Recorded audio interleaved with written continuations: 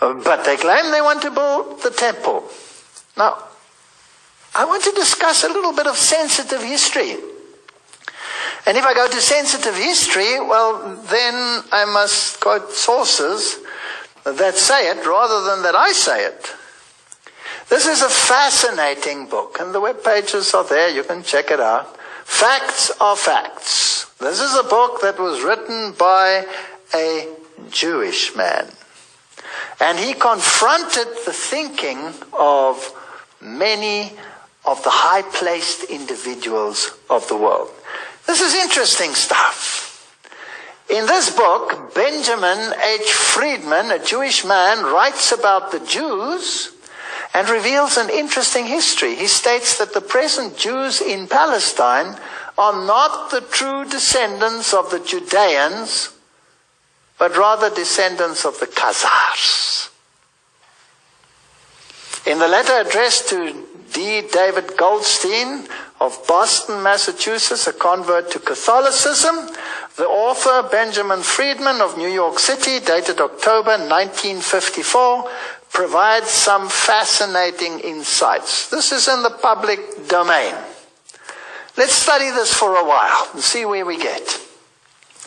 Benjamin H. Friedman claims that the word Jew was only introduced into the English language in the 18th century, and that Jesus referred to himself as a Judean and not as a Jew. Inscribed upon the cross when Jesus was crucified were the Latin words Iesus Nazarenus Rex Iodeorum, which means Jesus of Nazareth, ruler of the Judeans. Now this is fascinating. I went and checked it, and it is so. Yes, it happens to be so. Now the word Jew today has a religious as well as a political connotation. You think of a Jewish entity, a government, but you also think of their religion incorporated at the same time, whereas the term Judean is a geographic connotation. It's a geographic. It doesn't incorporate the religion. It's where he came from. He was from Judah. He was a Judean. He further writes, the form of religious worship known as Pharisaism in Judea in the time of Jesus was a religious practice based exclusively upon the Talmud. The Talmud in the time of Jesus was the Magna Carta, the Declaration of Independence, the Constitution, the Bill of Rights, all rolled into one, of those who practiced Pharisaism. The Talmud today occupies the same relative position with respect to those who profess Judaism. So the rituals and rites that many of them observed were based on the Talmud and not on the Torah. Rabbi Morris, this is all from the source. Rabbi Morris in Khazars wrote a most revealing and comprehensive article with the title, What is a Jew?, which was published as a feature article in Look magazine in June 17, 1952 issue. In that article, Rabbi Morris Khazars evaluated the significance of the Talmud to Judaism today. In that illuminating treatise and that important subject, by the most qualified authority at the time, Rabbi Morris N. Khazars stated, the Talmud consists of 63 books of legal, ethical, and historical writings of the ancient rabbis. It was edited 5 centuries after the birth of Jesus. It is a compendium of law and lore. It is the legal code which forms the basis of the Jewish religious law, and it is, note, the textbook used in the training of rabbis. So rabbis are trained according to the Talmud. And the Talmud has very little in common with the Bible. Then he states, from the birth of Jesus until this day, there have never been recorded more vicious and vile, libelous blasphemies of Jesus or Christians and the Christian faith by anyone, anywhere, or any time than you will find between the covers of the infamous 63 books, which are the legal code which forms the basis of the Jewish religious law as well as the textbook used in the training of rabbis. I don't want to go into it. If I were to put the quotes on the screen, which the Talmud contains about Jesus, you would be horrified. It is some of the vilest statements that I have ever had the dishonor of reading. And this is what their training consists of.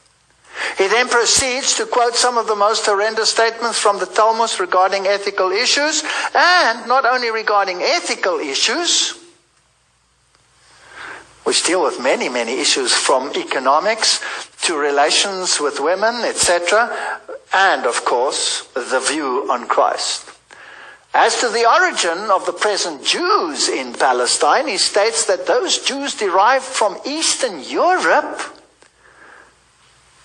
and many, many of the Jews that today live in the reconstituted state of Israel come from Eastern Europe, are not descendants of the Judeans or the lost tribes of Israel, but rather descendants of the Khazars. Who are they? They were a nation most people do not even know of.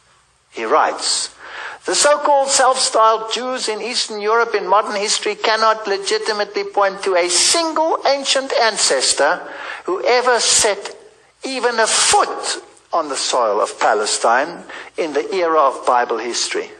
Research also revealed that the so-called or self-styled Jews in Eastern Europe were never Semites, are not Semites now, nor can they ever be regarded as Semites at any future time by any stretch of the imagination. What secret, mysterious power has been able for countless generations to keep the origin and the history of the Khazars and the Khazar kingdom out of the history textbooks? Did you ever learn about it at school? I never learned about it. And out of classroom courses in history throughout the world, the origin and the history of Khazars and the Khazar kingdom are certainly incontestable historical facts. You have to do some cross-checking. Even the Jewish encyclopedia is quite explicit about it. This was the Khazar kingdom. Here is the Black Sea, the Byzantine Empire. Here was Persia. And here was the kingdom of the Khazars. It was a massive kingdom. Now let's look at some of this interesting history. The Khazars were an Asiatic nation. And the Jewish encyclopedia states Persian origin that converted to Talmudic Judaism. Now obviously some of the rabbis involved there could have been Judeans and probably were Judean descendants, but their converts are not Judeans. And that had conquered a vast area of Eastern Europe, which was in turn later conquered by the Russians in the 10th and 13th century. So that is why there are so many Russian Jews. Have you ever thought where they came from? Did they escape from Palestine? Were they the lost 10 tribes? Did they emigrate to Russia? No. This is a totally different nation that accepted Talmudic Judaism. He writes, after a historic session with representatives of the three monotheistic religions, King Bulan, 7th century, decided against Christian and Islam, because Islam had just arisen, and selected as the future state religion the religious worship then known as Talmudism, and not known and practiced as Judaism, which was totally different, which was based on the Bible. They adopted the Hebrew alphabet, and the Khazars adapted words to their requirements from the German, the Slavonic, and the Baltic languages. This language was known as Yiddish. And Yiddish used the Hebrew alphabetic characters, but not Hebrew. It's not Hebrew. It's Yiddish. I've always wondered, when I hear them speaking Yiddish, I understand quite a few words. Why? Because I'm German. They had many exchanges with universities and their students were trained. So here is another nation which had occupied this area, and they had adopted this religion and brought rabbis in and trained the people, but they were not Judean. Now let's jump to today. In accordance to this history, the religion of the modern state of Israel is based on Kabbalistic and Talmudic traditions and is far removed from the biblical worship of Yahweh. And if it is based on the Talmud, it is so anti-Jesus Christ that it belies understanding. And here we have, in March 2006, while visiting Yeshiva University at Brooklyn, New York, a Jewish institute dedicated to the study of the what? Talmud. We have Cardinal Kasper. Who's Cardinal Kasper? Cardinal Kasper is the cardinal associated with ecumenism. They are honoring the Talmud together. You see, behind the scenes, there is a pact. Because I, as a Christian, can sympathize with every other religion, but I cannot embrace a religion that speaks evil of Jesus Christ. Nor can I have a union with such a religion. Because can two walk together lest they be agreed? Now let's get back to the Napoleonic Society and see what happened further. Napoleon established both the Bank of France, we saw that, the French Bourse, the stock exchange, as well as the National Department of Tax Boards. Do we have all of those systems of governments in the world today, yes or no? Yes, we do. And we have the same system of economics today, yes or no? Yes. The world is run by the stock exchange. To ensure equitable taxation for all, consequently, the income of the French peasants skyrocketed. Think tanks and research centers were established in France to work on projects vital for national economy. So a totally new economic order evolved. Who started these organizations? We will have to see. Who runs the secret societies today and the secret organizations? Who started them? Who is the instigator? Who's the boss behind the scenes? We will have to see. And maybe we'll get a different picture of what's happening in the world.